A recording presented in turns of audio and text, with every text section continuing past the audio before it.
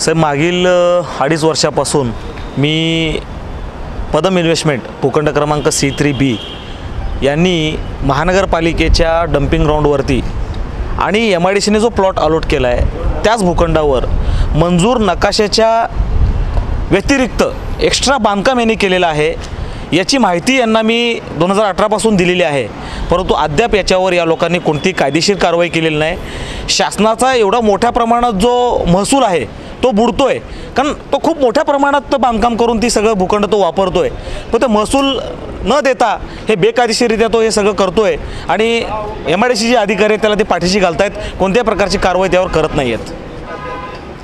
तर आज मी या ठिकाणी पोतराजाच्या वेशेमध्ये हलगी वाजवणे अधिकारी जागवण्यासाठी हलगी वाजवून यांना अधिकाऱ्यांना जागा करण्याचा प्रयत्न आजच्या या आंदोलनातून मी केलेला आहे। आज मला या आंदोलनादरम्यान माननीय उपअभियंता गोगटे साहेब यांनी लेखी आश्वासन दिलेलं आहे की पुढील 7 दिवसात आजच्या दिवसानंतर त्यांना एक नोटीस देऊन आम्ही FIR दाखल करू आणि FIR दाखल करून 15 दिवसात FIR दाखल केल्यानंतर आम्ही त्यावर निष्कर्षांची कारवाई करू, असं ठोस आश्वासन दिल्यामुळे मी आजचं आंदोलन स्थगित करत आहे।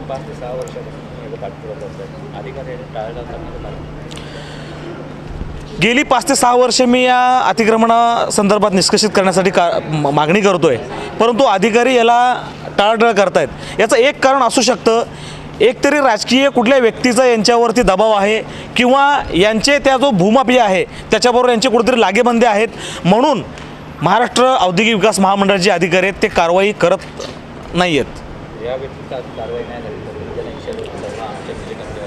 सर बघा, आजच्या आंदोलनाच्या दिवशीच मी कुठेतरी अधिवेशन सुरू आहे महाराष्ट्रात, त्या अधिवेशनाच्या दिवशी मी या ठिकाणी आंदोलन केलं आहे।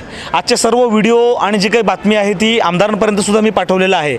अधिवेशनात निश्चितच हा प्रश्न उपस्थित केला जाईलच।